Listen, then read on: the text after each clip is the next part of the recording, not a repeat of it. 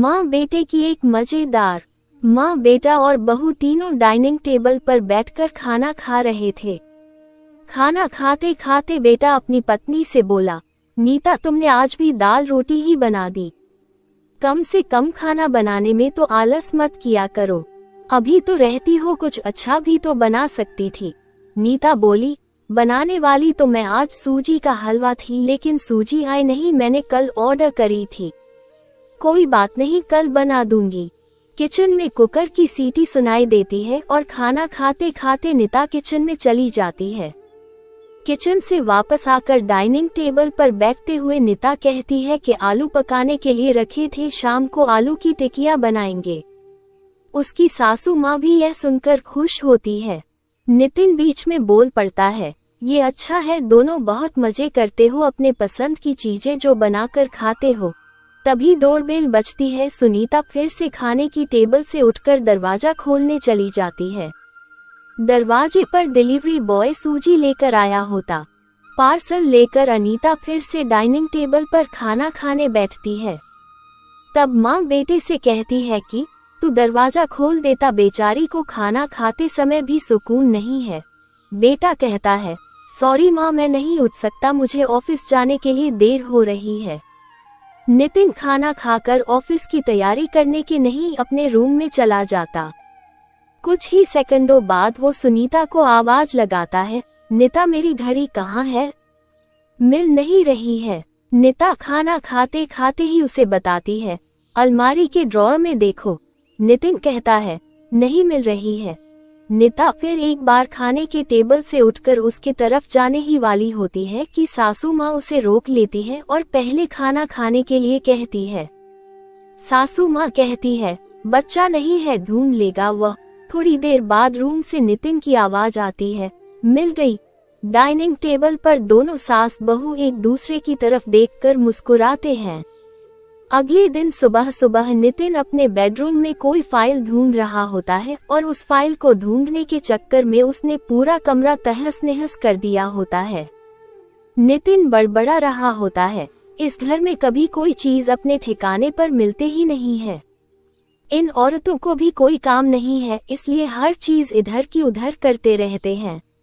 नीता अपने कमरे में आकर कमरे का बुरा हाल देखती है तो नितिन से पूछती है कि क्या कर रहे हो? नितिन कहता है, वो फाइल कहाँ है जो मैंने तुम्हें परसों दी थी? नीता तुरंत वो फाइल निकालकर नितिन के हाथों में थमा देती है और उससे कहती है कि एक बार मुझसे पूछ लिया होता, पूरा कमरा फैला के रख दिया है। नितिन उल्टा नीता को ही डांट देता है और कहता, ठीक है, अगर पूरा कमरा फैला दिया है तो तुम्हें और काम भी किया है, यही काम पूरा दिन करते बैठो। कभी कभी लगता है मुझे हाउसवाइफ से शादी करनी ही नहीं चाहिए थी। इतना बोलकर नितिन ऑफिस के लिए निकल जाता है। पति पत्नी की यह बातचीत माँ भी सुन रही होती है, जिसका नितिन को पता नहीं होता।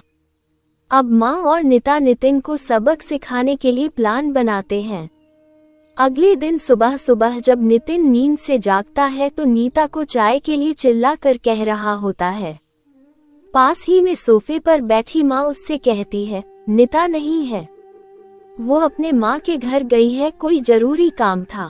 नितिन फोन निकालकर नीता को कॉल करने लगता है, तब माँ उसे रोकते हुए कहती है, फोन मत कर, माँ के घर ही तो गई है, आज आएगी 2-3 दिन में। नितिन फोन रख देता है और माँ से कह रहा होता है कि माँ चाय। तभी माँ बोल पड़ती है, हाँ 2 कप बनाना, मैं भी पीऊंगी। बेमन से नितिन किचन की तरफ जाने लगता है चाय बनाने के लिए, तब मैं तो फिर से खड़े होते हुए कहती है, अरे बेटा रुको। नितिन को लगता है कि माँ उसे रोककर को चाय बनाने चली जाएगी, लेकिन माँ कहती है, मेरी चाय में थोड़ी चीनी कम डालना। नितिन चाय बना कर लाता है। माँ और बेटा दोनों चाय पी रहे होते हैं। तब माँ बोलती है, अच्छी बनाई है, लेकिन नीता जो चाय बनाती है उसमें तुलसी की कुछ पत्तियां डाल देती है, उसका स्वाद ही अलग आता है।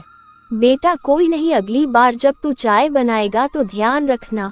नीति माँ की तरफ देखता ही रह जाता है। थोड़ी देर बाद नितिन माँ से कहता है, माँ आज खाने में मटर पनीर। माँ फिर से नितिन की बात काटते हुए माँ कहती है, अरे वाह, आज मेरा बेटा मुझे मटर पनीर बनाकर खिलाएगा। अच्छा है, काफी दिनों से मटर पनीर खाने की इच्छा हो रही थी। नितिन कहता है, अरे माँ, मैं तुम्हें मटर पनीर बनाने के लिए कह रहा था।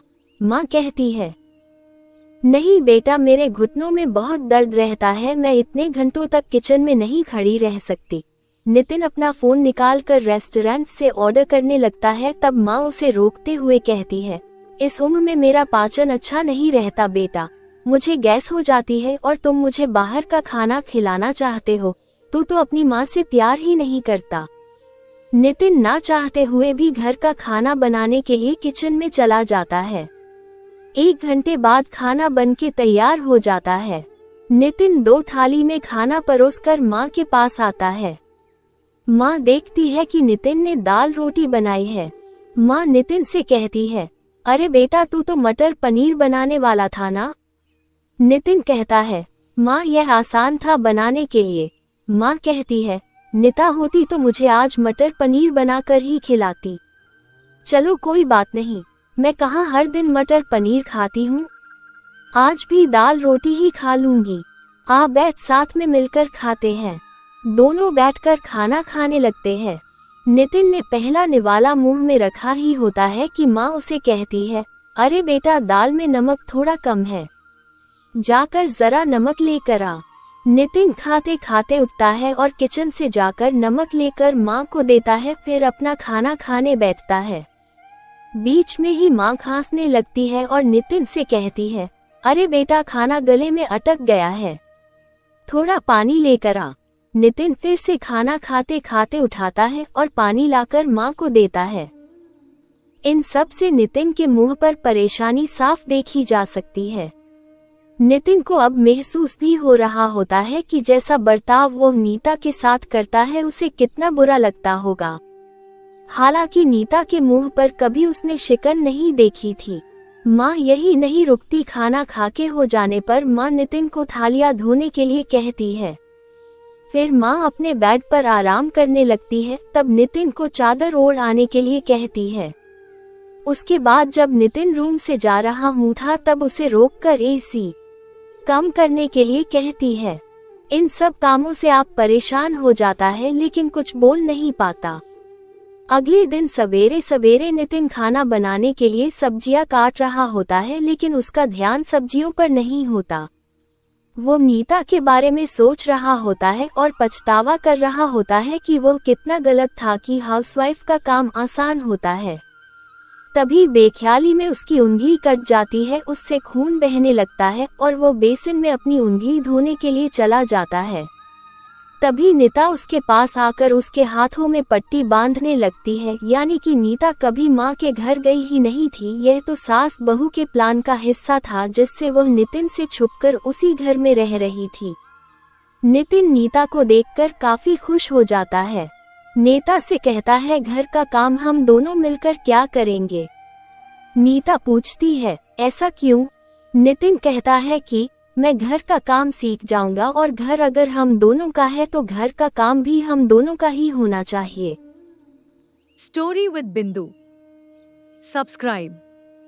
Thank you so much.